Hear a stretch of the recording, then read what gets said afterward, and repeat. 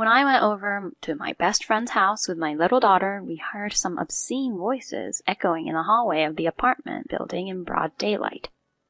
"Oh, I hear Daddy's voice. A girl's voice, too," my daughter innocently uttered. "What?" I strained my ears and froze on the spot. Occasionally, mixed with my best friend's voice was a man's voice. It certainly sounded like my husband's. I switched on the video recording mode on my phone and approached the door. Then I heard a conversation between the two of them, clearly indicating they were having an affair. I lost it at that moment. I couldn't believe my best friend and my husband were cheating on me. I vowed to bring judgment upon them on the day of reckoning. I forcefully swung open the door. What followed next was the betrayers getting a good taste of hell. I'm Melissa, a 36-year-old working mother of a 5-year-old girl. I have a best friend, Jocelyn, who played a significant role in introducing me to my husband. We've been friends since we were kids, living in the same neighborhood and attending the same primary school. While I excelled in academics, I was rather introverted and didn't stand out much. On the other hand, Jocelyn, with her exceptional looks and outgoing personality, pulled me into social circles. In return, I helped her with her studies, even though it wasn't her strong suit. We built a mutually supportive relationship despite our differences in personality. Our bond continued into adulthood. I graduated from a well-known university and landed a job in a big corporation while she worked as a receptionist at an IT company. Her beauty blossomed further, and I was proud to have such a glamorous friend. She had been dating various guys since high school, while I had parted ways with a guy I dated in university and hadn't been in a relationship for a few years. It was then that she suggested, "It's time you found a boyfriend. I'll introduce you to one of my friends. He's a good guy." That was how I was introduced to Sean, one of her college friends, who would later become my husband. At the time, he was working as a sales for a medium-sized company. Although I earned more, I didn't mind that. He was always attentive, and I trusted Jocelyn's judgment in introducing him to me. We started dating, and eventually he popped the question. I was overjoyed. We got engaged. Around that time, Jocelyn had broken up with her boyfriend of about a year. "He was hot, but being just an ordinary employee at a regular company wasn't for me. I deserve someone more smart and capable," she commented disdainfully, and I chuckled at her remarks. Eventually, the day of my wedding arrived. I was ecstatic in my wedding dress, surrounded by happiness. Jocelyn was, of course, my maid of honor and gave a heartwarming speech. In the middle of the reception, she leaned over to me and whispered, "Hey, Melissa, that guy sitting over there is totally my type." "Who is he?" "Oh yeah, that's my cousin Keith.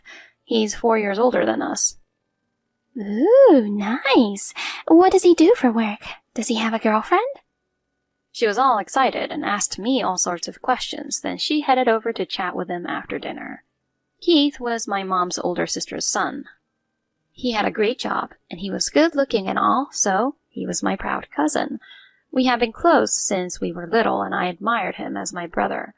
From afar, Jocelyn and Keith seemed to be enjoying each other's company. I watched them with a happy heart. After that, Sean and I moved into a rented apartment together, but you know what I found out after getting married? He didn't do any housework. I was just dumbfounded by the way he brushed it off, saying, "It's a woman's job," no matter how many times I told him. 3 months after the wedding, I went out for dinner with Jocelyn. "So, how's married life treating you? Fun?" For a split second, I thought about complaining to her about Sean not doing housework. But I didn't want her to feel responsible for introducing him to me, so I just lied. We're getting along just fine. I'm happy. "Aw, that's good then. Well, listen, Melissa, I've got some news today. I'm with Keith now." "Whoa, Keith? Really? Yay!" I genuinely felt happy that my proud cousin and my best friend had gotten together. "We're seeing each other with marriage in mind. It won't be long before I can make a happy announcement, I hope." I'd be so happy if my favorite two people got married. We clinked our wine glasses and chatted away into the night. Then 6 months later, I found out I was pregnant. After the morning sickness settled down, I received a message from Jocelyn saying she and Keith were engaged. I owe it all to you for introducing me to him. Thank you so much. What are you talking about? You introduced me to Sean too. I really wish you a lifetime of happiness. If it's him, everything will be fine.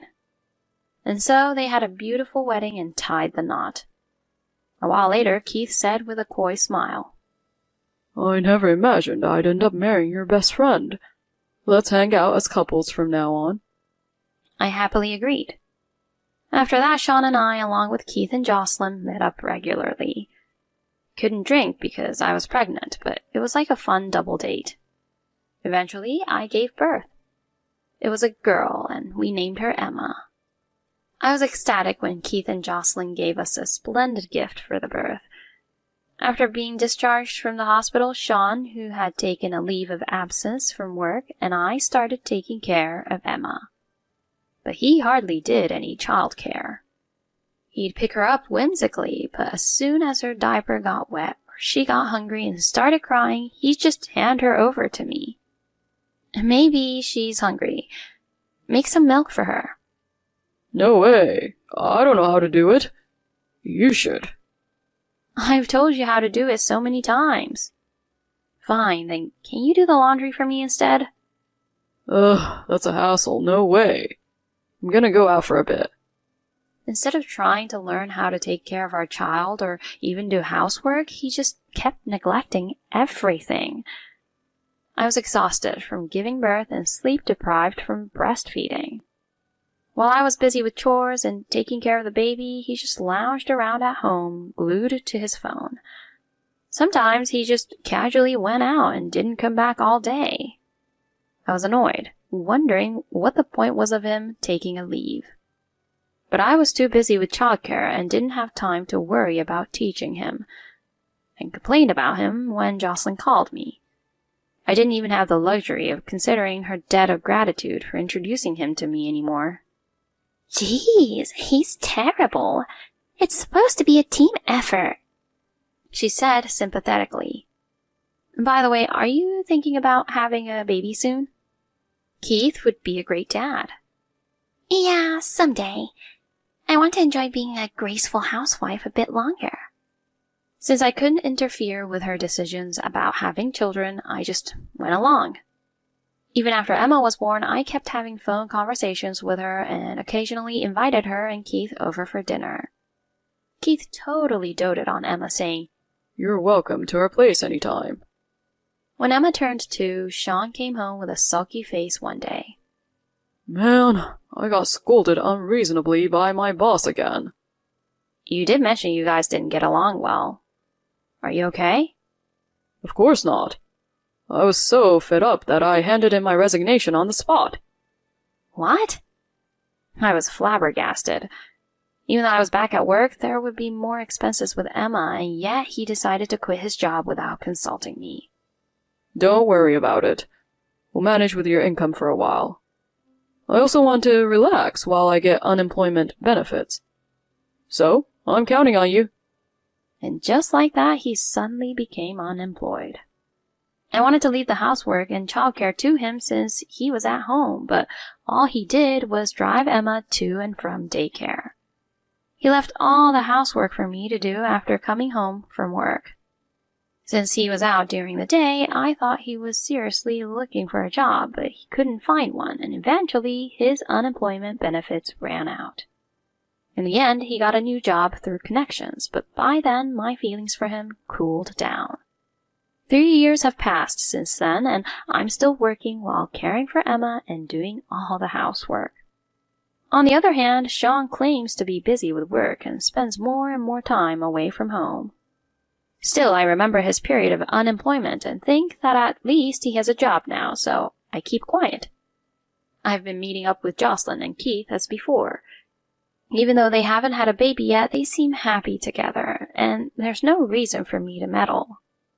One Saturday, Sean is supposedly called to the office and leaves early in the morning. Recently, my mom came over with a bunch of dried fruits and whatnot from Trader Joe's. There's too much for us to consume at home, so I want to share some with Jocelyn, but she's not picking up her phone or reading my messages. I ask Emma, Want to go visit Aunt Jocelyn? If she's not home, we can stop by the nearby park. Okay, I want to go. So I get ready and head out to her apartment with Emma. Even if she isn't there now, maybe she'll call me while we're at the park. We arrive hand in hand, and I let Emma press the code to open the entrance door. As we walk down the hallway of the apartment building, I faintly hear voices. When we get to Jocelyn's door, I notice voices coming from inside. Oh, I hear Daddy's voice. A girl's voice, too. Emma innocently utters. What? I froze in shock, straining to listen. Emma, wait by the elevator for a bit. Don't go anywhere. She says, Okay, and moves away from me. I turn on the video recording mode on my phone and approach the door. Then I hear a conversation between the two people, clearly indicating they're having an affair. I'm livid when I realize everything. I can't believe my best friend and my husband are cheating on me. I won't forgive them. I'll drag them to hell. I forcefully open the door and let myself inside. There in the living room are Sean and Jocelyn. They're startled by my sudden appearance. They immediately move away from each other, but it's all too late. Sean, trying to cover his nakedness, asks, Oh, what the heck are you doing here? I came to see Jocelyn, but what the heck are you two doing? He shrinks back as I glare at them with bloodshot eyes. Oh, well, we're busted. Jocelyn brazenly utters without a hint of shame. I turn to face her. Jocelyn, what the heck are you thinking? You're married to Keith, and yet you're messing around with my husband. Since when? College, but we were just friends after we started working. But then we rekindled around the time you had Emma. College? And yet you introduced him to me? She smirks at my question. Yeah, I've always hated your high and mighty attitude just because you're smarter than me. That's why I handed him to you as a hand-me-down. Be grateful since you've got a daughter and all. Fine, got it. I take a moment to collect myself. I just sent the video to Keith. Their faces went pale in an instant. I would think that they expected things would turn out like this once their affair is exposed, but they suddenly seem panicked. God darn it! What the heck are you doing? You don't need to tell him anything. Yeah, why would you send the video to him? He's a lawyer, you know. Right, Keith's profession is a lawyer. Not just any lawyer. He has his own law firm and employs Sean as a clerk. In other words, Keith's his big boss. He's coming soon, so behave yourselves. Hey, stop it, let go. Don't touch me, you idiot. As we wrestle, the door swings open. Keith is here. He looks at the nearly naked pair and nods at me. So, where do we start? I saw the video, Jocelyn. No, honey, it's a misunderstanding. You mean this? He pushes the video on his phone screen to her, and her face turns ashen. Prompted by him, she begins to talk. She admits that in college, she had a physical relationship with Sean. She introduced him as a hand-me-down to secretly make fun of me. After both of us got married, they coincidentally ran into each other while Sean was on a leave of absence. Things got heated, and they ended up in a hotel that day. From then on, they met secretly and enjoyed the thrill behind our backs. Keith let out a deep sigh after hearing everything. Oh, I get it. You're getting a divorce. What? Are you serious? Listen, the only person I truly love is you. I can't forgive you after seeing this scene. We're getting a divorce. Wait. Jocelyn slumps while Sean trembles beside her.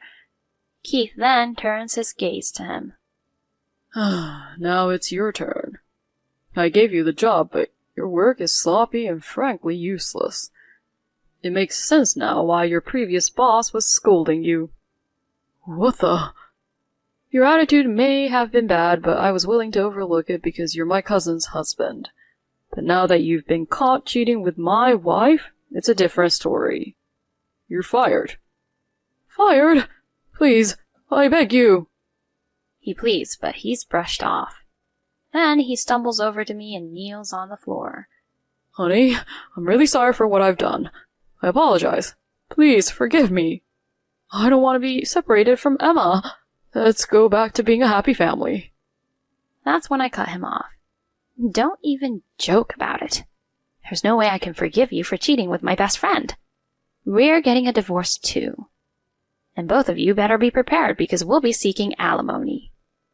Divorce? And alimony?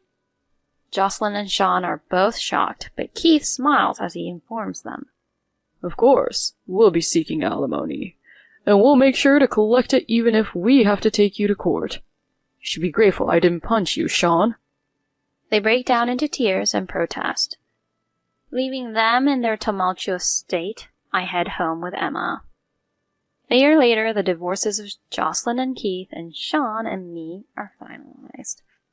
Thanks to Keith's diligent work as a lawyer, we're able to secure alimony from both parties. Sean has taken out a loan to pay me alimony plus child support. Jocelyn, who was a housewife, asked her family to help, which was declined, and now works at a sketchy night venue to pay off her alimony. Sean, who was fired from Keith's firm, is job hunting during the day and working at a convenience store at night to repay his debt. They briefly lived together, but eventually broke up due to constant fighting. Although they sought refuge with us at one point, we firmly turned them away. I have no idea what has happened to them after that. I'm sure they're living a miserable life. I've apologized to Keith for introducing Jocelyn to him, but he comforted me, saying, We've both been through a lot. From now on, I'll be prioritizing the positives in my life, relishing in watching my daughter's growth.